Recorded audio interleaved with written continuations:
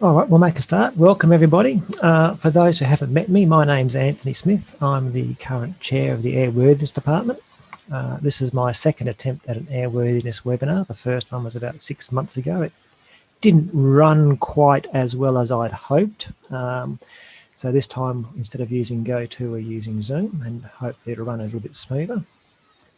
This is being recorded, and I hope to have this up on YouTube sometime later once we've processed the video file. Everyone's going to be muted until the end question session, and I can let people run riot. Please use the chat box to ask questions during the webinar. There are going to be breaks at different points in the webinar while I answer a few of the relevant questions, and please keep them relevant. If it's anything like last time, I may not have time to answer all of them.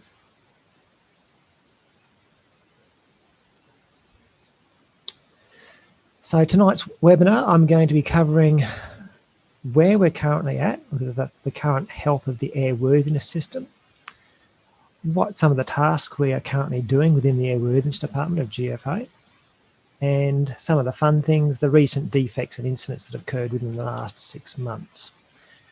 So this is going to be very much a top-down approach from the things that I worry about at the top of the system down to the everyday stuff that you as members and inspectors will be dealing with in the field. So where are we at with the system health? One of the things I do track extensively is the Form 2 kit sales.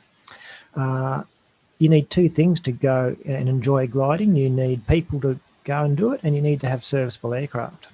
So this is one way of keeping track of the health of the system, is just how many aircraft are getting their Form 2 done each year. And it is reasonably sensitive. If you look at the chart on the right, you can see the impact of the bushfires in December compared to the usual average, and you can see the impact of the lockdown in April there. In the end of April going into May, when we drew up the budget for this year, I was exceedingly pessimistic. At that stage, we had a lot of the country lockdown with no end in sight, and I was expecting at least about a 25% decrease in sales for the Form 2 kits. So far this year, I've been pleasantly surprised. We've had above average sales through May through to September. Some of that was playing catch up from the deficiency from the end of the last financial year, from April. And some of that appears to be people buying early, expecting delays in the mail system. And I've had a number of phone calls from Fiona telling me that quite a few members have purchased their Form 2 kits early, and now they can't find them. For whatever reason, the sales in October was way below average. Don't know what happened there, and November was higher than average. So this year's been pretty unpredictable, and it's reflecting a bit that in the Form 2 kit sales. Why is the Form 2 kit sales really such an issue for me? Because this is how the airworthiness system department is currently funded, completely by the sales of Form 2 kits. With the GFA giving people 6 months free membership, in the May there, the only income that GFA was generating was through the sale of Form 2 kits, as well as getting JobKeeper payments for the paid staff and some of the income from the investment fund. So the Form 2 kit sales was pretty important there for a while in terms of keeping the cash flow into the GFA. Anyway, at the moment, each year we typically sell around 750 Form 2 kits, and we're looking like selling probably slightly more than that, playing catch up for a little bit last year.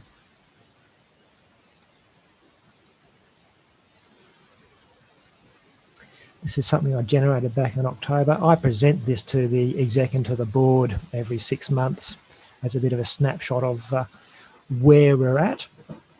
The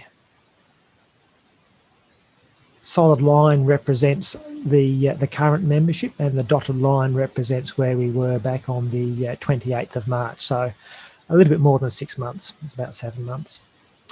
And the good news is the overall GFA membership has grown in the last 7 months.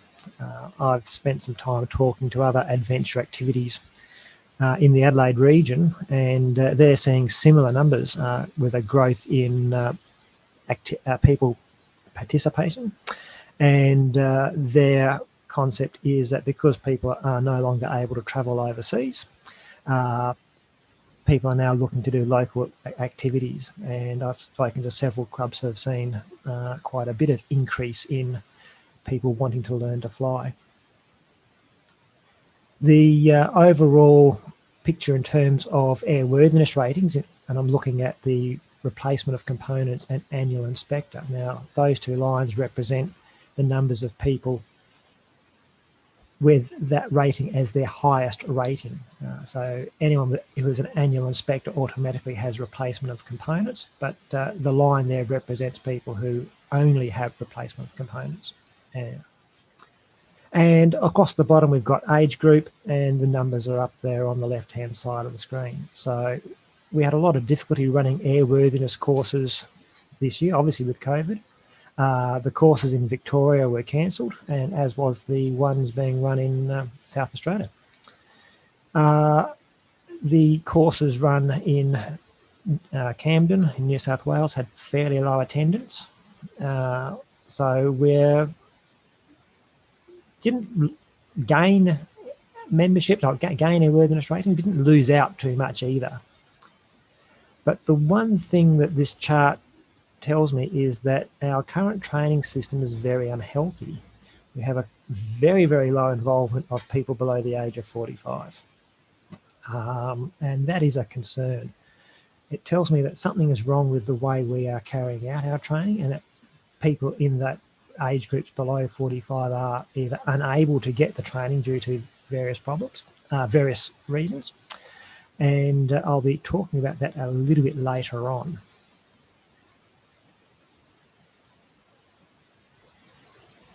This is also part of the same report that I present to the board and to the exec as a 6-monthly snapshot. Andrew Simpson, when he was CAD, started it, trialled it back in May 2018, but I've picked it up as a good idea and carrying it forward. This is not the complete report. There's also areas there that talk about the number of SDRs outstanding, the number of audits still to be done, and so forth. The key to this is if you don't measure it, you can't see where you're at. So emphasising that we're marking time a bit with our training, mostly because we're unable to run training courses. Number of component replacements is relatively good until you start looking at the number of women being involved and the number of inspectors under the age of 40 with very low percentages being involved there. The good news is at the annual inspector level, if you include the number of replacement components, we have about 1 in 5 people, 1 in 5 members have a airworthiness rating, either replacement of component or annual inspector, which is really quite good.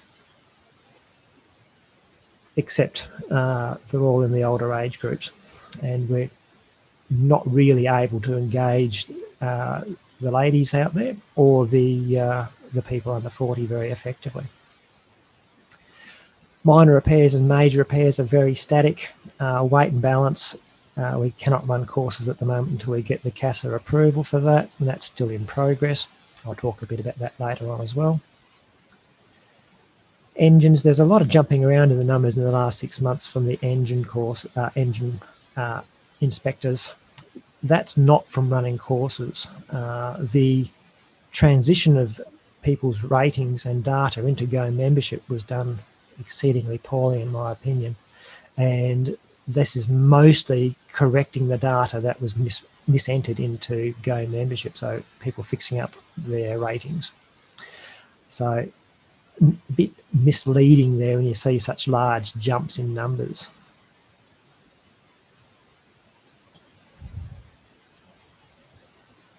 So any questions out of that? Yes, I agree with Alf. You there, Alf. Running the week-long course is one of our problems, And I'll talk a little bit further about training and accessibility later on and some of the things we're looking at. Any other questions in chat?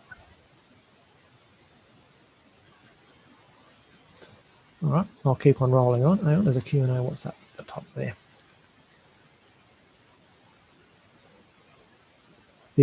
From Lawrence, the airworthiness age profile approximately consistent with the GFA active membership age profile. Only in the older age groups. If you look at the chart that I had previously, and I'm not sure how I can go back on this screen, let's have a go. You can see that there's a large percentage of the membership is over the age of 45, and the annual inspectors in particular follow that curve very well. At the lower end of the age group, you'll see that there's very little involvement down in the younger age groups.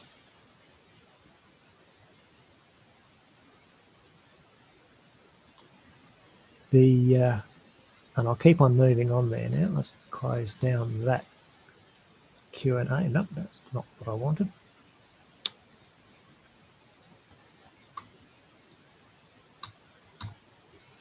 All right.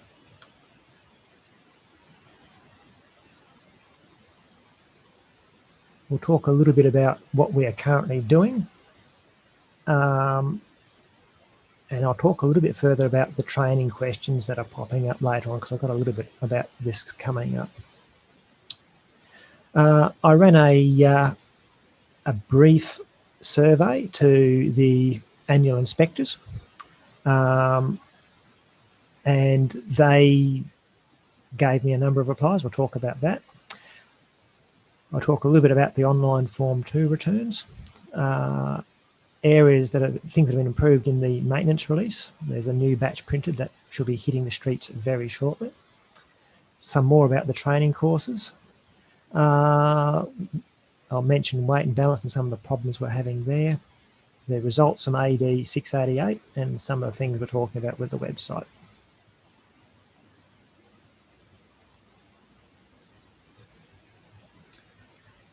So I've been CAD now for just over 12 months, and at the first year anniversary, I ran a short, very anonymous survey of annual inspectors, and it was, I have no idea who responded to what.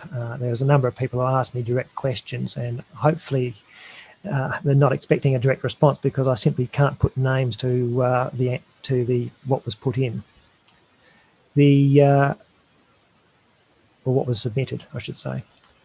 The 4 questions were, within airworthiness, what is working, what isn't working, why isn't it working, and what would you fix first? I had, out of 460 people that I asked, I had 88 people respond, which is roughly 19%, which is on par with the response rate you get from the GFA membership surveys. And I suspect there were mostly the same people who responded to the GFA membership surveys as well. There was quite a wide range of responses, with the majority of people generally happy. I think it's a bit of a win that only one person who responded actually wanted Dennis and myself to resign. Another person wanted Chris Thorpe to resign. And I will point out that Chris Thorpe is operations. And if you have problems with Chris, you should be really talking to the chair of the ops panel, which is Pat Barfield. I don't have any authority over Chris. But if you do have problems with Dennis or myself, please talk to me about it. Again, airworthiness training and keeping one eye on chat. Yes, airworthiness training was a hot topic, but there was a wide range of responses. Many people said it was actually too easy to get a rating. Sorry, my mistake. Others said it was too hard to get ratings. Many wanted more courses, and I suspect that's not to put more people through, but to increase the availability so that they can get on a course. The website and IT support was another hot topic. And I'll be working on those responses. And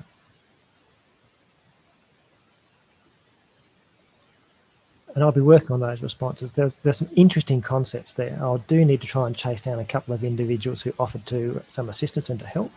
I just don't know who they were. With the online Form 2 return, There's been a web page developed so that people can submit the Form 2 return directly into Salesforce.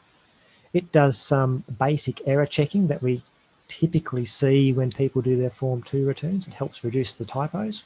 And the things it looks at is the hours and landings must be greater than the previous year. We have had people return negative hours and negative landings, strangely. That the change in hours and landings is not too excessive. We had one case previously where someone had gone from 2,000 and odd hours up to 21,000 hours, and it was very much a typo where the comma at the 2,000 mark was interpreted as a 1. The hours per landing, not too great or not too small. We have a good idea what the average, the maximum average flights, hours per flight is across the fleet. And we've got a little bit of buffer there, but it helps work out whether there's been a typo put in, so you get some outlandish average flight length. And the really common one, the expiry date has to be 365 days after the issue date or less. But greater than 0. Very common to see people issuing a maintenance release for starting on the 10th of December 2020 and ending on the 9th of December 2020, and not going up to 2021. A couple of people have experienced initial problems where the previous data has had typos or errors. One in particular that springs to mind was the previous Form 2 on a Club 2-seater. The annual inspector had actually used the wrong logbook and had entered in the hours from another aircraft which had much higher hours and much higher landings. And so it threw up a big red flag when the next Form 2 was done and the correct hours and landings were attempted to be entered. This has the capability of saving Fiona and Tanya a lot of office staff time just manually entering the data. At the moment, around 25% of returns are using the online form, and the other 75% are being emailed back to the office staff. There are known issues. The error message is less than helpful. I accept that. There's been a couple of times where the website has refused to upload attachments, and I'm not the IT expert there. I rely on Tim Shirley to do the IT side of things, and he has to fix that. And one that popped up just recently where an aircraft had a Form 2. It had done nil flying the previous year, even though it had a valid Form 2, and it spat the chewy there because it had 0 hours and 0 launches. And I suspect the problem really was it tried to divide the hours by the number of launches to get the average flight length, and it got a divide by 0 error. I really would like to improve this system. I am very much limited by the amount of IT support I can get. So if you do have some IT skills, particularly if you're familiar with Salesforce and you would like to fix this online Form 2 return, particularly with the error message being far more helpful than what it currently is, can you please let me know and contact me separately on the CAD address? I'd love to get that fixed. Oh, sorry, not fixed, working better.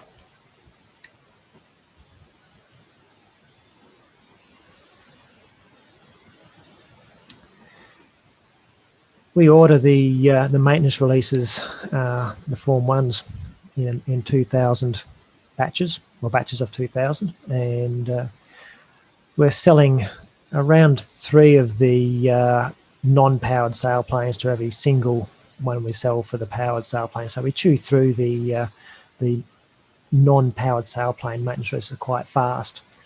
This was an opportunity to fix up and improve a few things in the maintenance release. In the new ones that should be coming out and hitting the streets very soon, there's been some changes to the Part 1. We've removed the date of the Form 2, which was previously in a box between the registration marks and the issued by date, or the valid from first light date. It was felt that having multiple dates was causing confusion and was just prone to errors. It doesn't seem to add too much value. We can trace the Form 2 through the Salesforce very easily, and so that date's not really required. So now we simply have the valid from first light on date, the valid until last light date, and further down the test flight report from the post-service test flight report further down. On the next page, minor change. Originally there was a page without the column, the double column in the maintenance to be performed, and then the subsequent pages had that, so you could put DI there if there was something there that a DI person could check. That's just now common across all those pages. So you had the maintenance to be performed, and if there's anything that the daily inspector can be done, it will be marked DI in that second column there. We've also made changes to the daily inspection schedule, the guide in the centre of the book. There's been a slight shift in the numbering system that emphasises the first few checks, and we added an extra line in the wing inspections there about the winglet and extension locking check, which was as a result of the LAC 17 accident in Western Australia late last year. I have updated the Daily Inspector's Handbook. That's currently being reviewed at the moment and will be released out on the web page very soon. So that's what the daily inspection schedule now looks like. It's very similar to the previous. The big change is that instead of having A, B, C, D, E around the aeroplane, it's step 1 through to step 11. I do sometimes feel that this is like shuffling the deck chairs on the Titanic. If you're doing a thorough and a comprehensive daily inspection, you don't need this. And if you're not doing a thorough daily inspection, you're probably not using it in the first place. So I sometimes think it's a little redundant, but it's there. Use it if you need it, and it will evolve over time and improve.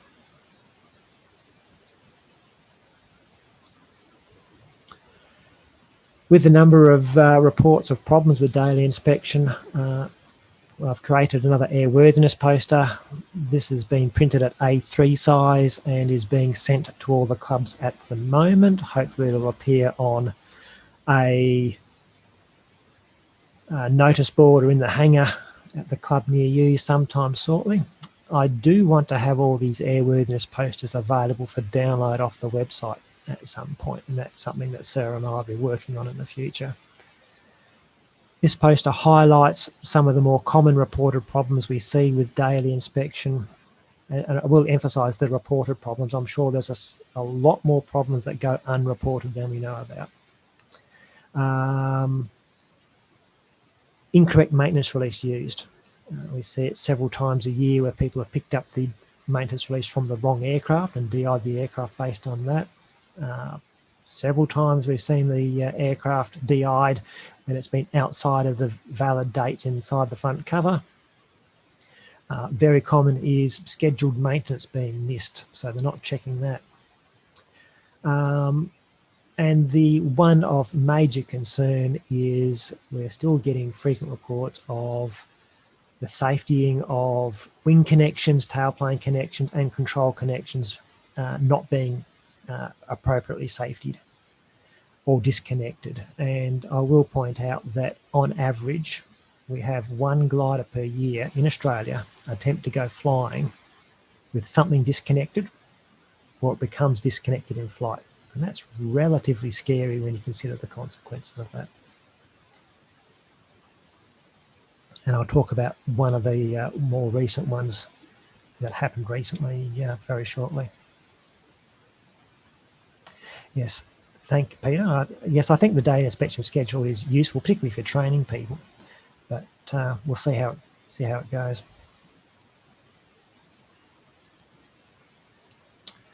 So on to the hot topic, airworthiness training. This is a Venn diagram based on availability between people and members who require training, suitable venues and suitable instructors, and that little intersection where all three meet is where training occurs, and I think that's probably a fairly accurate Venn diagram at the moment. One of our big problems is instructor availability. As a rough guide, I think we're currently running at about a 25% rule, What that means is out of 460 annual inspectors, around about 25% are doing a wide range of work. And so they're not working on just their own aeroplane, they're working on club fleets, their AMOs, they're seeing a broad range of aircraft, they're getting a lot of experience. Out of that group of people, we've got about 25% who are willing to instruct on a course. That ends up with 29 people in the country, which works about 5 or 6 per region, which is relatively accurate. We have around a pool of about 5 or 6 people in a region who are willing to help instruct on an airworthiness course for replacement of components annual inspector. It gets really bad for when you start talking about engine courses, and I'll point out that almost every single aircraft that's now been brought into the country has an engine, either a sustainer or a self-launcher. We have, starting off with around 30 inspectors, and if you follow that 25%, well, you end up with only 2 instructors in the country willing to instruct, and one of those is Rob Hambry, and there's a couple of others kicking around. There's very, very few people willing to, willing and able to instruct for engine courses. One of the things I'm looking at is going to outside agencies to provide training. So looking further afield. In order to do that, the Airworthiness Department needs to get the training syllabi up to scratch, so that if we approach an outside agency, they know what they're teaching, or teaching in accordance with. Similar kind of a chart. This is really based around capability, the overlap between theory, skills, and some form of assessment. And again, ratings are issued where all those 3 intersect. At the moment, everyone should be aware that operations and coaching are developing the GPC syllabus. I'm now sitting in the background of those meetings. Along with those syllabi, they're producing the training guides and student notes. I want Airworthiness to adopt the same format for the airworthiness training. So we'll be working on rewriting or reproducing our existing course material, our course syllabus, syllabi, into the GPC style format. That format's very similar to what CASA use, and it's what CASA expects these days. So it helps. It will help us get through with the weight and balance approval if we start giving CASA something that they sort of recognise and expect to see. So I'm using the weight and balance a little bit as a test case. I have developed the weight and balance basic rating syllabus that's been drafted and is currently being reviewed within the Airworthiness Department. I've yet to put together the weight and balance advanced course syllabus, but with the experience I've got on the basic one, that shouldn't be too hard. I've also put together draft training guide and student notes for the weight and balance basic course. Again, they're out for review within the Airworthiness Department. I'll do something similar with the advanced course. That's very similar material anyway. The replacement of components and annual inspector course can be readily broken down into units, very similar to what's been done with the GPC. So we can break that down into components and record progress within the airworthiness schedule of experience, just like you would in your pilot's logbook. That means we can make greater use of online training and the reading of BSE for the theory, followed by an online test, and we can record the results of the online test within Go membership and on Salesforce. The real problem there is the skills training and the assessment, and just how we assess people's practical skills when it comes to airworthiness for the replacement of components and the annual inspector courses there. That's still to be determined. We're still going to be discussing that within airworthiness. There was a Airworthiness Department meeting this morning. We'll talk about that further in February next year.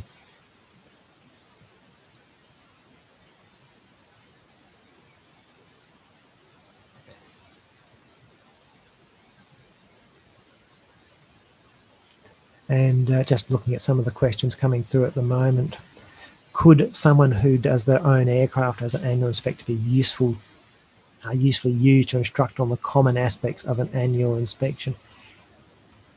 Yes, it is possible. I'd preferably like to see people who have a fairly wide range of experience. You've got to remember that when we issue these ratings, they're for FRP aircraft as generic aircraft, they're for steel, tube and fabric, they're for wood. So we've got these very generic kind of ratings, and I do prefer to have people who have a wide range of experience so that we can teach them across a wide range of aircraft.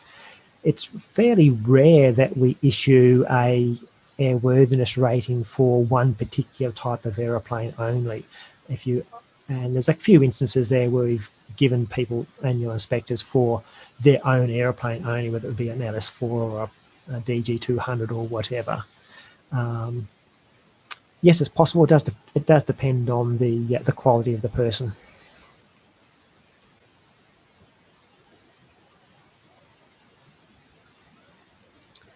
All right. One of the other things that we were looking at was specific courses for particular groups. I was actively involved in putting together, organising a airworthiness course for the juniors and for the women. That got completely blown out of the water with COVID, unfortunately, and we still got a fair degree of uncertainty over travel restrictions. I'll be starting to organise those again back in early 2021. I think Camden's still on the hook there for juniors, and I'll be talking to the women's group there and seeing if we can find a venue that best suits them. Again, it may be in New South Wales, which is relatively central to the eastern states, and Queensland, Victoria, somewhere like that. Again, needing to find a venue that's willing to host it with suitable facilities. And Justin just tells me there that he's been chatting to the juniors about the airworthiness course and keen to do it in mid-2021. I will point out that I had a bucket of money put aside to help sponsor the juniors airworthiness course this year. I've still got most of that money. We did sponsor individual juniors to attend existing airworthiness courses instead, and I think we had 2 go to the one at Camden, didn't we, Justin? To at Camden. Weight and balance, that's still in progress. We'll certainly need to have CASA approval before we can start doing the training for that, and we will certainly need to have it in place for a transition to Part 149. The main problem we're having at the moment is when you're dealing with CASA, you can get caught in a review and edit loop, which is unfortunate. You submit something for CASA review and approval, and they come back with some changes. You go and assess what they've said and make some changes and submit it for review, and then they come back for further changes, and that's the sort of endless loop we regularly get stuck in when we start putting documents in for approval. MOSP 3 was horrible a few years back with that kind of stuff. It was just endless review, resubmit. So my next submission is going to be very squeaky clean and every I dotted, every T crossed, and I'll have a small temper tantrum with CASA if they reject it this time.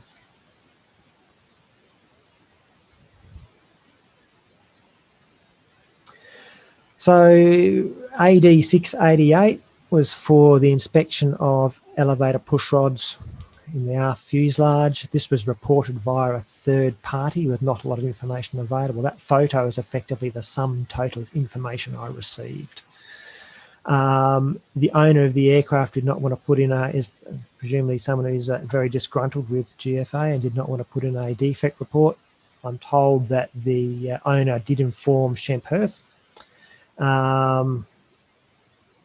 that push rod was so corroded that it failed completely and broke off completely and was removed from the aircraft.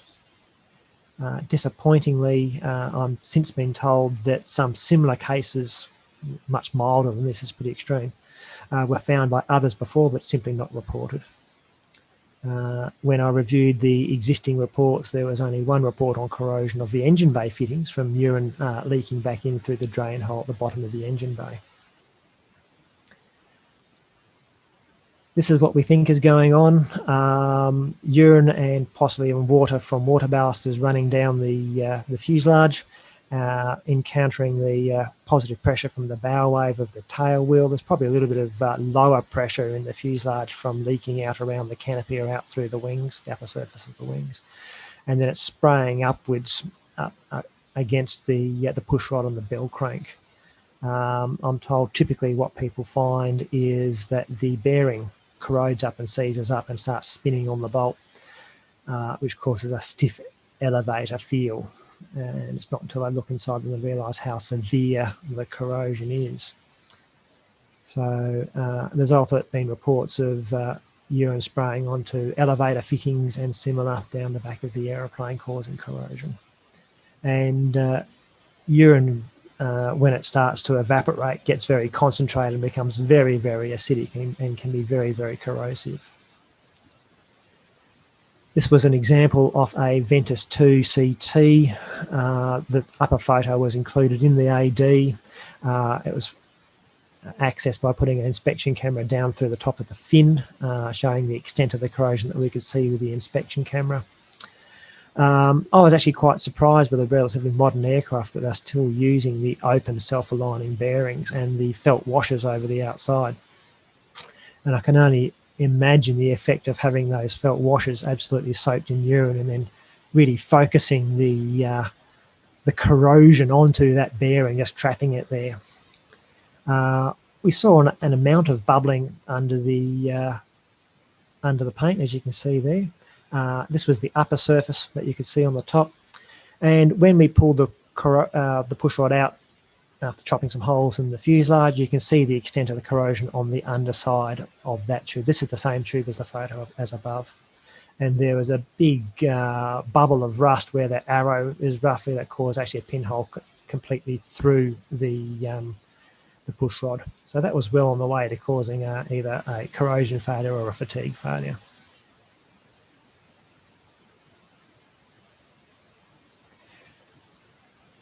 A couple of questions popping up. Is there useful product to reduce and eliminate push rod corrosion? We're talking about WD-40 or RP7. The problem with some of those lighter oils is they evaporate over time.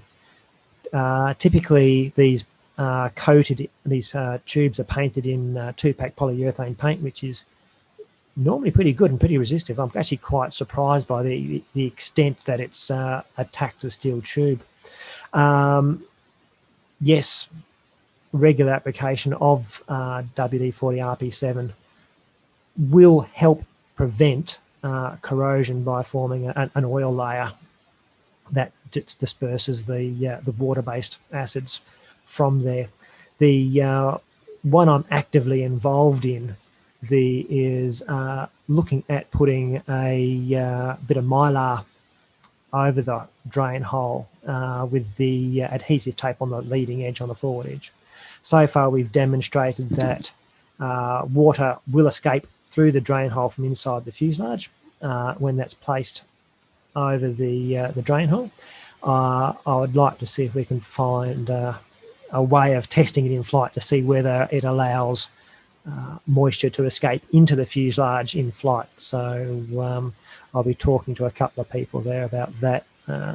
One person has an engine bay with a drain hole in it, very similar to the arrangement with the push rod, and we might be able to get a little video camera or something mounted in the engine bay, and so we can monitor whether any moisture is able to leak into the engine bay when that water is released through the P tube or through the water ballast.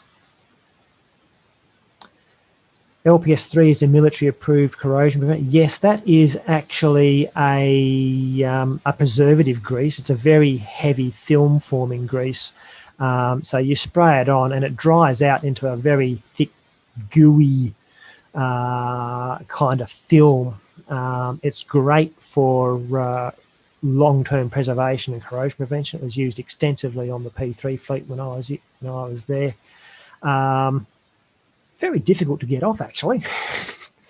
But yes, LPS3 does. The problem we do face is these push rods are is built into the aeroplane and is very hard to get access. So, yeah, a little worried that when people start spraying things willy-nilly around the inside of the fuselage, well, what other problems this kind of stuff's going to cause. And I wouldn't want the LPS-3 gumming up the bearing or restricting the operation of the elevator in any way. So we'll have to have a little bit of a think about that. Out of all the reports I've received, there were 10 aircraft that had reports submitted to Dennis. There was the original aircraft, which was a Champerth airframe of some description. There was a Discus 2, Ventus BT, 2 Venti 2 CTs, a Nimbus 40M, an LS6 and 8, and 2 LS10s, one of which was never fitted with a relief tube. And the problem we're facing there is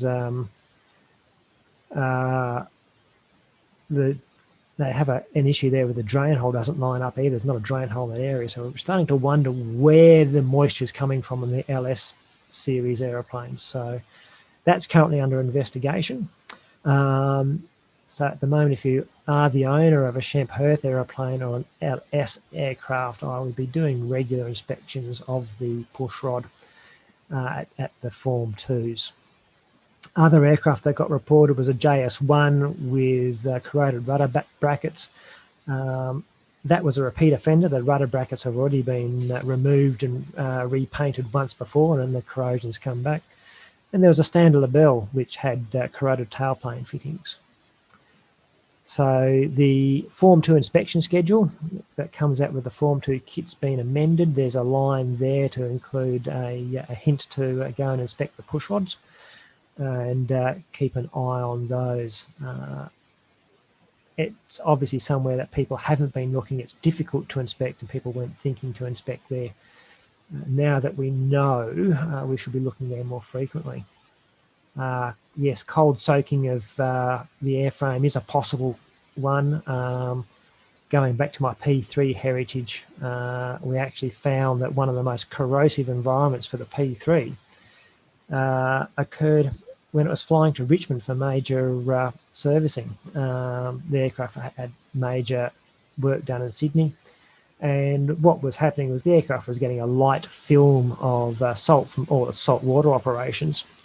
And then it was doing this long, high altitude flight to Sydney with a fairly rapid descent into the humidity of Sydney. And that was causing condensation on the airframe that was washing all the salt into all the crevices and cracks and hard to get to areas.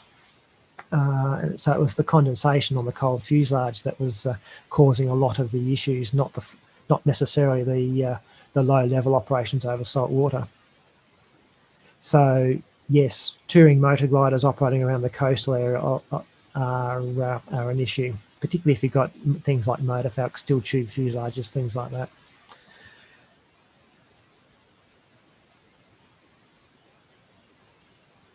Just scrolling through some of the chats, keeping up with everybody. Guidelines on urine disposal. The best I have heard so far is having a P tube that extends further out from the airframe, and so it just sprays out into the air, not down the surface of the fuselage. The problem with that suggestion is people then try and pull the P tube back up into the fuselage. You end up with a coil of hose in your cockpit there somewhere, which is an annoyance. People are already starting to use pee bags and the nappies and things like that. Personally, I'm actually hoping that the mylar flap over the drain hole works out, and it will prevent a lot of the problem, hopefully. Anthony, please see chat Reese CRC long life sprayable light grease. I'll have a look into it. If you want to please email me some of the details on the CAD address, I'll be quite happy to look at that. The website, I know that Sarah's listening in the background here somewhere, keeping an eye and make sure I don't screw this presentation up. We're planning on moving all of the airworthiness documents, including all the ADs and all the ANs, across to the new website. we're looking at improving the way that the documents are stored and presented to the members. So MOSP3 will be in the airworthiness docs, not hidden away in the MOSP folder.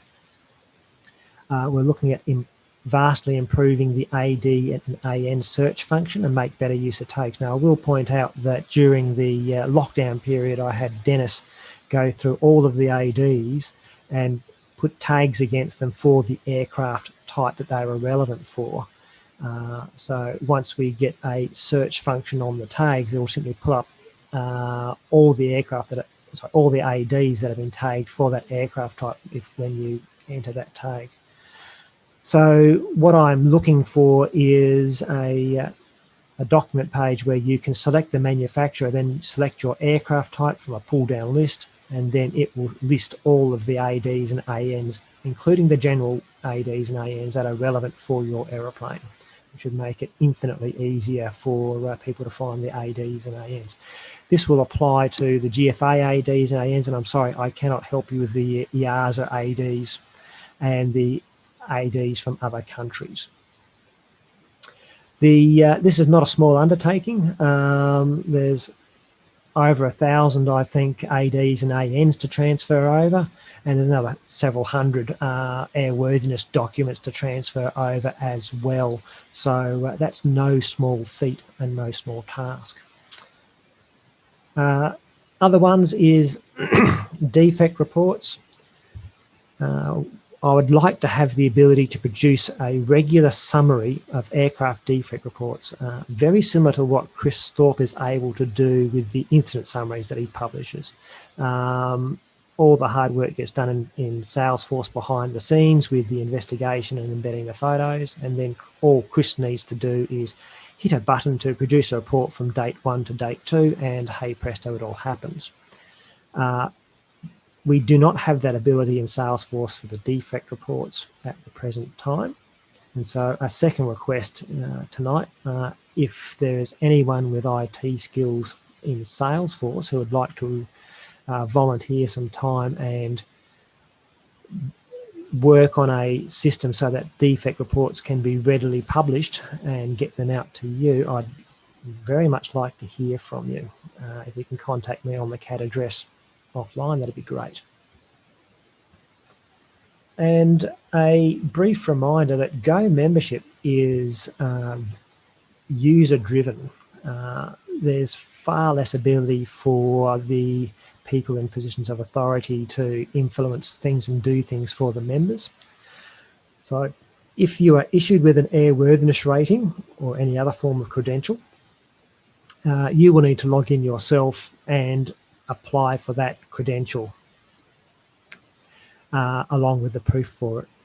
The same thing goes for clubs. One of the problems we've seen quite recently is clubs are getting their airworthiness audit done, but they are not updating the club records in Go membership with that airworthiness audit. And the RTOAs cannot do that anymore, which is what we did previously. So I will admit Go membership is not high on my list of favourite platforms. I'm hoping to get something better, or at least Go membership improve substantially in the future. We're still working on that. But if you are the Club Airworthiness Administration Officer, that if you do get a airworthiness audit or similarly an ops audit, you will need to log in as the AAO for your club and enter that audit into Go membership for approval. We had recently one club where the Go membership refused to allow a club to reaffiliate because their audits weren't up to date, and it was causing them much pain and sorrow.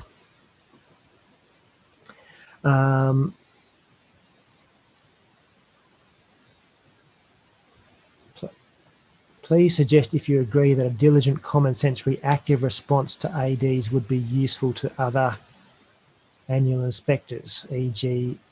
MACA. I'm not quite sure what you mean there. I do try and put together diligent common sense ADs. It's not easy at times. There's a number of problems in there, so I just want to see what you mean. If you want to talk to me later about that and just see what you mean about that comment, that'd be great.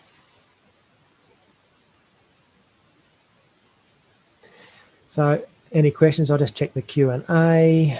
All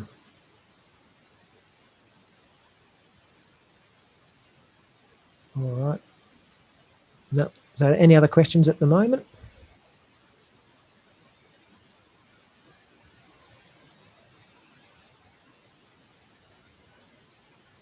I'll keep on moving on. Recent incidents and events. This is a subset. This is not the sum total for an organisation that was going through a lockdown and a low activity period. We did pretty well with events, actually, I must say. I'm quite impressed.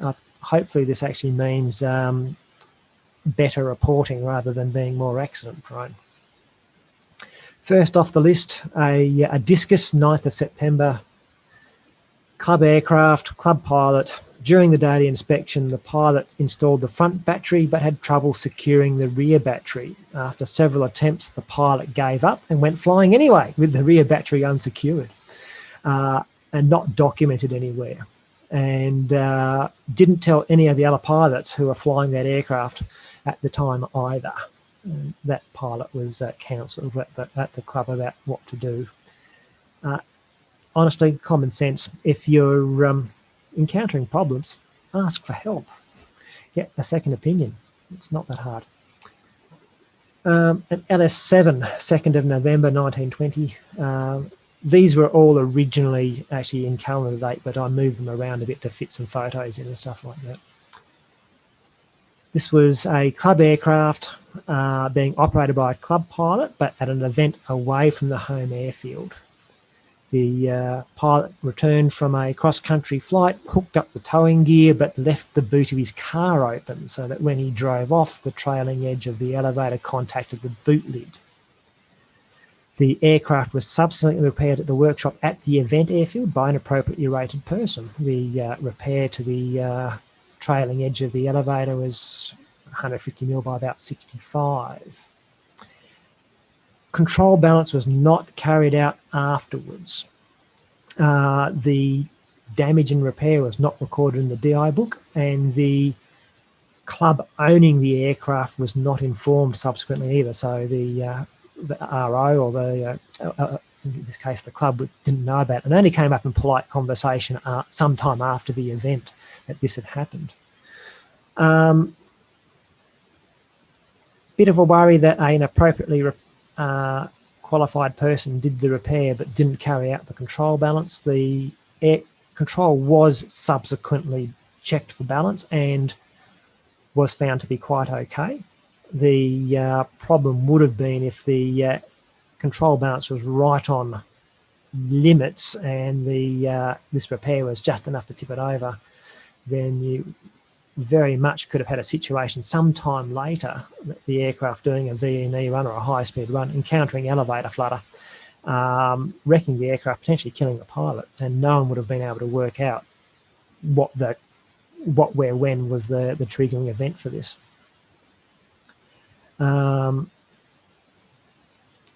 There's some further questions coming up on training. I'll deal with those later.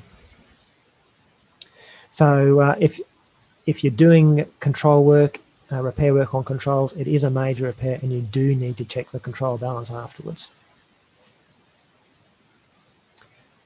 An ASW-20A, this was a hookup at a competition.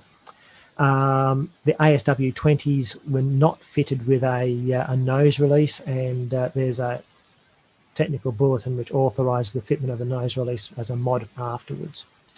On this particular aircraft, the nose release was fitted and a small little door flap was put over the nose release. This was partly to stop air being rammed into the cockpit, and also to prevent rodents and things that eat rodents, snakes and so forth, getting into the aircraft. You'll notice on the picture on the lower right that's the interesting dolly arrangement. The aircraft is stowed in the hangar on that dolly with the wheel retracted. Apparently the the wheel bay is open to the cockpit, and the owner didn't want anything unfortunate entering the aircraft when it was stored in the hangar and then being resident in the cockpit when they were flying.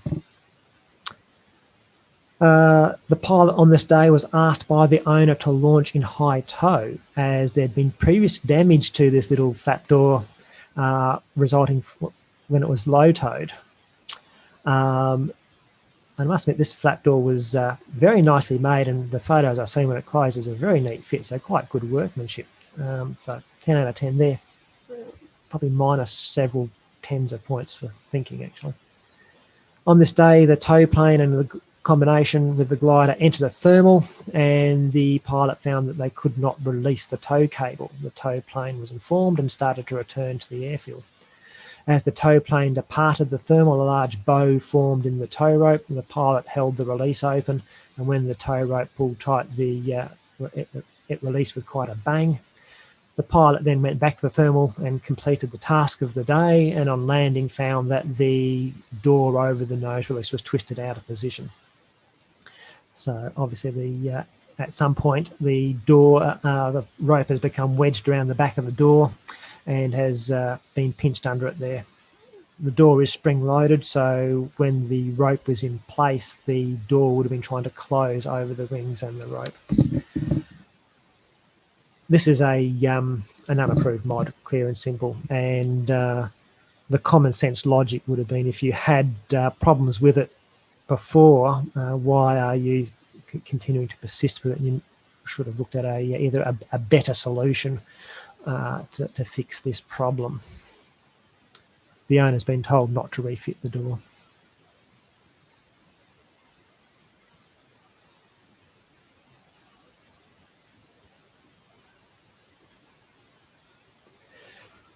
This was interesting. ASK 21, we had 2 of these incidents almost within the same 1 week. One was discovered in DI, this one was discovered in flight. It was a pilot flight review. I think it was the 3rd flight of the day. The spin kit was fitted, both pilots were wearing parachutes, and a knocking noise was heard from the tail boom during the aerotow. The pilots thought it was the spin kit.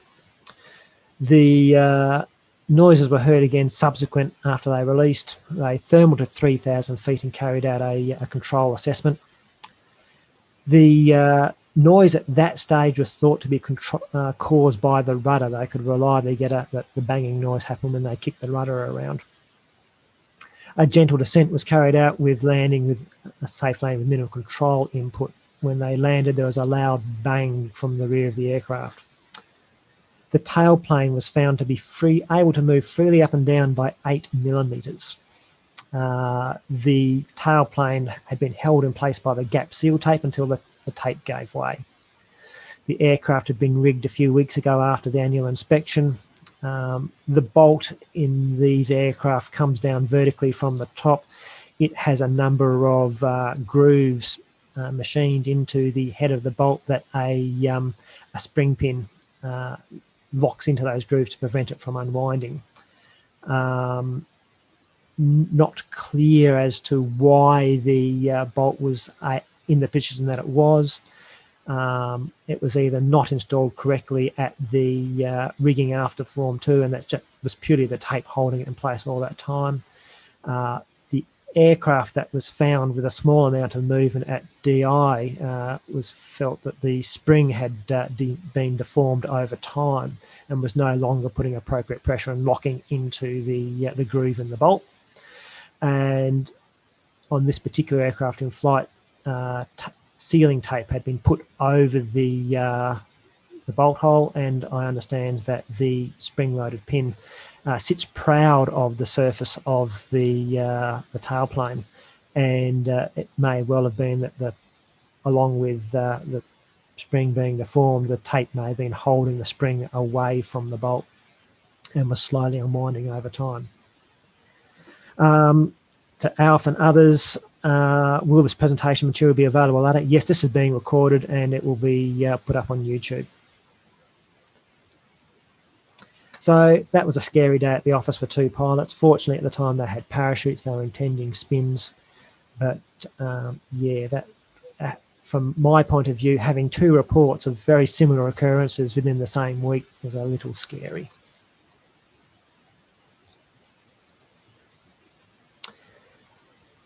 This one is probably going to be the subject of a magazine article because it is such a saga. I know the pilots involved, and I was actually involved in some of this during the repairs that were carried out in Adelaide. This is a STEMI S10VT. This aircraft was bought by a member in Western Australia from someone in New South Wales. It was being ferried by the previous owner from New South Wales to Adelaide. And it was going to be picked up by the new owner and then flown on to WA from Adelaide. On the ferry flight from New South Wales, the aircraft diverted into Renmark due to approaching thunderstorms and gusty weather. The pilot landed engine off. As it rolled to a slow speed, the engine commenced a right-hand turn to clear the runway and was going to start the engine after it cleared the runway. There was a loud crack and the aircraft lurched to the right side. The starboard undercarriage over centre arm broke. There was a small pre-existing crack in the arm at the hinge point. I've had a close look at it. It's probably stress corrosion cracking. The crack was hidden from view. Would have been impossible to find without disassembly of the arms to see that one. There was some damage to the side of the fuselage where the undercarriage arm had swung out in contact with the side of the fuselage. And the previous owner was somewhat embarrassed that his last flight in the aeroplane resulted in an undercarriage damage. The aircraft, fortunately, there's another STEMI S10VT in Adelaide had a number of spare parts available, so they were flown out to Renmark from Adelaide and fitted. The aircraft was flown with the wheels locked down to Adelaide from Renmark, and further repairs and retraction tests were carried out at Parafield, and I was involved in that. And we had a close look at some of the bits and pieces of what went wrong. And it was just fortunate that we had the undercarriage parts readily available and they didn't have to come from Germany. If you notice the dates, these dates are around the time that the Covert Outbreak happened in Adelaide. We're working at Parafield, and the outbreak in Adelaide was called the Parafield Cluster. So there was a pop-up testing station right outside Parafield Airport, and we were cowering in the hangar with the doors closed and driving on with the windows wound up to prevent us from any possibility of catching COVID. Whilst these people were away, the Western Australian borders were closed, and it was going to be interesting for these guys getting home. And it was interesting, but for other reasons. They departed Adelaide on the day that the restrictions were going to start that night, so they were pretty keen to get to the West Australian side of the border before last flight. The next day they departed from Forest, which is on the correct side of the line, on the West Australian side. They'd filled up with Avgas 100LL, where previously they'd been operating on MoGas. After takeoff, the engine began running rough and got rougher. They were at 6,500 feet and about 100 kilometres west from Forest when this vibration from the engine was so bad, the nose probe, which is the pedostatic probe, shook itself out of the nose cone. And I will point out the nose cone sits on a cantilever arm and it wobbles about a bit under the vibration from the engine anyway. So you've got a cantilever probe on a cantilever nose cone, so it shook itself quite vigorously and peeled the tape off. The nose probe went through the prop, smashed a prop blade and damaged the other. The debris from all that went over the cockpit, hit the wing and made a hole in the wing. Fortunately, the aircraft was over Lungana, which has a reasonable airstrip, and they made a safe landing. Subsequent investigation was there was a hole in one of the pressure manifold hoses that goes to the carburetor. It's featured in the diagram there. STEMIs are a complicated engine at the best of times. The result of the hole in that pressure hose meant one carburetor was running lean and the other carburetor on the other side of the engine was probably running a bit rich. The investigation is still ongoing. The hoses were replaced at the previous Form 2. The incorrect hoses had been fitted. They've got the Rotax hoses fitted. This was the hose kit supplied by the owner who didn't know any better. The STEMIs use a different hose kit. The engine bay runs a bit hotter than normal, and so these dark hoses don't survive the heat for so long. During the installation of the hose clips, they've used pliers and they've nicked one of the hoses, and that nick has then blown out subsequently and caused the pressure leak. The problem we have at the moment, the person who did the Form 2 and did the hose replacement, and I will point out that a number of other people have played with these hoses subsequent. We're still investigating to the extent. So the person who did the Form 2 and the hose was appropriately qualified, was not an AMO, and charged quite a bit of money to do the job.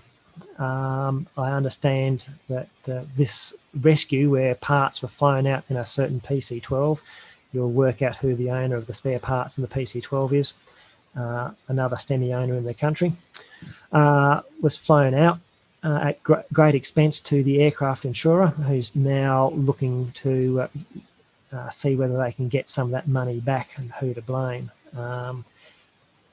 This is going to be exciting because I'm not confident that the person who did the work for money was necessarily insured themselves, and I'm not sure the GFA insurance will cover them either. So this could get interesting.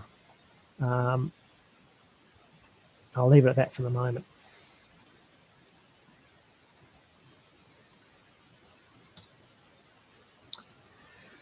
Puharts, 18th of November, very recent. This was a check flight with apparently a relatively experienced pilot in the front seat. They flared too high, the instructor wasn't able to catch it, and it resulted in a hard landing. Tail wheel first, followed by the main wheel and then the nose wheel. This was a pretty good attempt at a 3-point landing with all 3 wheels on the ground at the same time.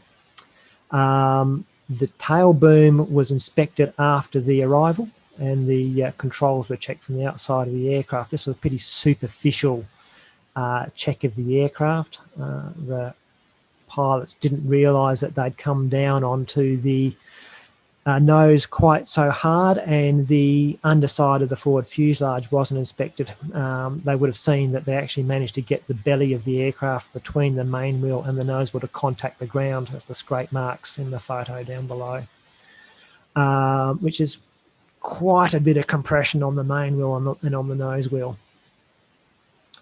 There were poor final check of the controls prior to takeoff, so that's the full freedom movement of control on the next takeoff. The controls were certainly free, but they certainly couldn't get full movement. On the subsequent aerotow, they dropped the right wing and took a long time to pick it back up. They probably kicked it straight with the rudder. About 200 feet off the ground, the front pilot announced that he did not have any left aileron authority. In fact, they had about 10% of aileron travel to the left. The instructor radioed the tug, and they carried out a gentle right-hand circuit and made a safe landing. This is what they found after the second flight. The photo at the top left is the front seat. There would have been a cushion sitting there, and you can very evidently see the distortion around the bulkhead under the front seat. The nose wheel sits underneath the area where that gentleman's watch is at the moment, and it connects onto the frame that forms the leading edge of the front seat bucket there. On the photo on the bottom right, there was extensive debonding of that frame along the edge of the front seat from about the centre line all the way up to the right-hand side, and there was some debonding on the frame at the front where those red arrows are. The green arrow is the cause of the problem. It's not immediately evident, but the arm for the ailerons has been bent down slightly by the impact, and the arm of that bell crank needs to swing through the cutout in that front bulkhead. the tail of the bolt to the push rod was actually contacting the lower edge of that cutout and preventing aileron movement. It's feasible under a slightly different set of circumstances that it would have been possible if they had forced the aileron into that gap. They would have gotten the tail of the bolt on the other side of the bulkhead, and then unable to get get it stuck, then unable to get the control column back. They would have been stuck with full left aileron on. And at 200 feet, entering a spiral dive behind the tug is a good way of ending up with a triple fatality. If they'd done the full free control movement check at the very end, they would have picked up that they didn't have control authority. If they'd done a better walk around check after the hard landing, they would have realised that they'd severely damaged the aeroplane. I've since been told that this kind of damage from an arrival onto the nose landing gear is well known for the Puhats, which is even less inspiring when people tell me that.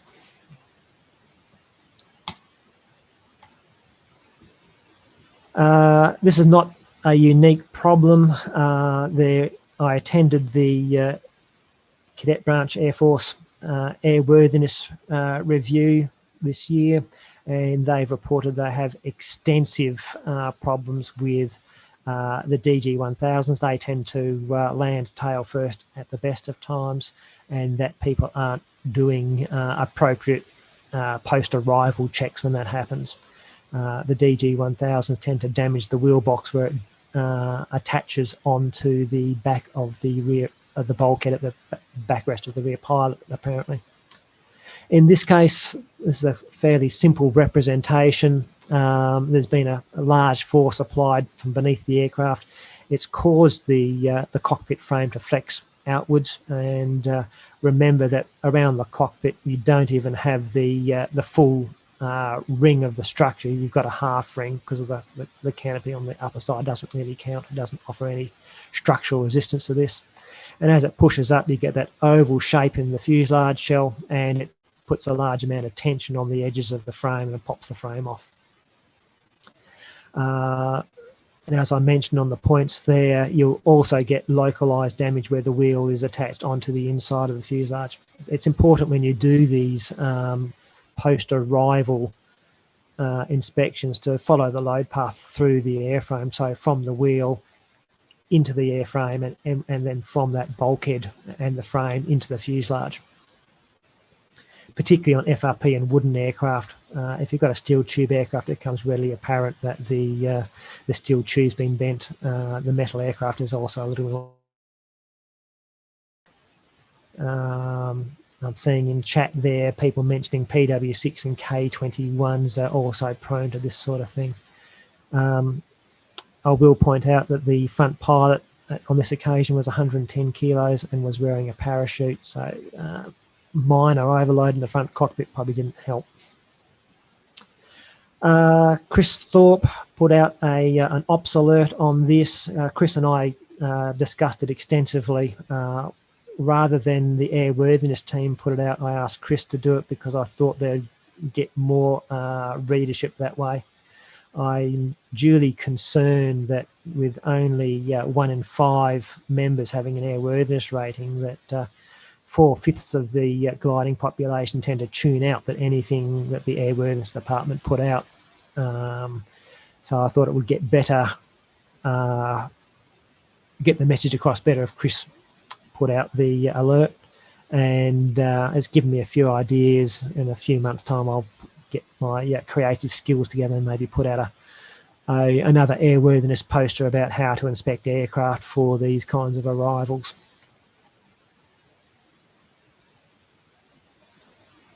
All right, that's it from me. I'll open it up to the floor. If you've got any questions, now the time is to hit the Q&A or to hit the chat. I see there's a comment there about having the manuals annotated for easy reference. Yes, that will be happening as part of the bigger plan. Just be aware there's quite a few manuals, and it's quite time consuming to go through and annotate all these. Do some annual inspector ratings only apply to the holder's own aircraft? Yes. On occasion, we will issue ratings that are for that particular person, for that single person's aircraft. That's based on the person's skill and the person's knowledge. I did see a question earlier about mentoring. What is the status of mentoring for airworthiness training? How much recognition is given to that? Mentoring is a valid approach. If a mentor approaches me and says, this person has done the syllabus and I'm confident this person is worthy of a particular rating, and in particular if they've got a schedule of experience and they can provide me a copy of some evidence that they've done a lot of work there, I have no qualms about issuing the rating. Ordinarily, the idea with the mentoring is the person seeking mentoring would approach one of the RTOAs who would then find an appropriate mentor for them. I'm very wary that there are people with really high level of airworthiness skills, and there's people with average airworthiness skills, and that we'd rather have people being mentored by someone who we are confident that will do a good job. But mentoring is an appropriate chain, as is recognition of prior learning. If you do have airworthiness skills from RAOS, from CASA, from some other airworthiness background, drop me a line. I will, with some of the evidence, I will have a look at that, and we'll have a look and see what shortfalls there are. If you're coming across from the RAOS world, you won't have knowledge of oxygen systems because they're not allowed above 10,000 feet, and you're unlikely to have knowledge of releases. So with a small amount of mentoring or a little bit of training on those two things, not a problem with issuing ratings for that. If you have ratings from the LBA in Germany, I have issued annual inspectors to people who have previously held the equivalent rating in other countries and have been able to present proof of that.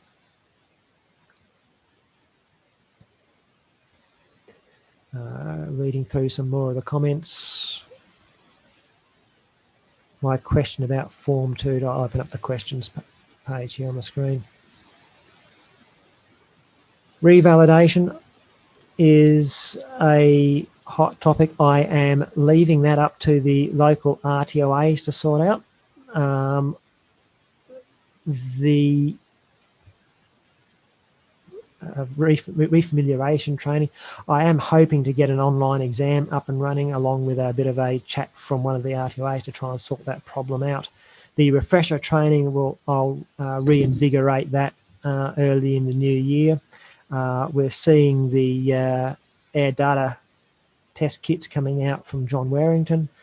People will need to be educated on those, along with some other bits and pieces. I hope to be getting around to a lot of the clubs once we've got the weight and balance approved, and I'll be helping run those courses. We can talk about refresher and revalidation to some individuals there as well. So if you do have a question about validation, please talk to your RTOA. I do have a hierarchy and representatives in all of the regions, and I do need to use that. All right, any further questions? Any statistics on how many people only do their own annuals, only one per year? It's something that I will need to look at. I'm relatively confident that that 25% figure is roughly right. About 75% of people are only doing their own aircraft. There's, at the moment, 75, 76 clubs operating in the country at the moment. They will have, at best, one annual inspector sometimes, if they're a small club, doing the club fleet. And many of the larger clubs might have two or three or a paid person. So there'll be 2 or 3 at some of those larger clubs. So yeah, that works out about right for that 25% of people doing a wide range of aircraft, and about 75% of the members doing very limited, their own, maybe of friends, that sort of thing. Someone just came up, single type 2 per year. All right, any further questions? Well, I'll wrap it up about now. Thank you all for attending. I wish you all a very good Christmas and a great new year, and hopefully a better year next year after all of COVID. I'm taking a couple of weeks off and heading away to somewhere where the mobile phone won't work for a couple of weeks, and I won't be back until the new year. In my place, Rob Hambry's volunteered to step up to the chair of the Airworthiness Department, and will be looking after holding the fort while I'm away. Hope you have all a great Christmas, and I'll see you all next year. Goodbye.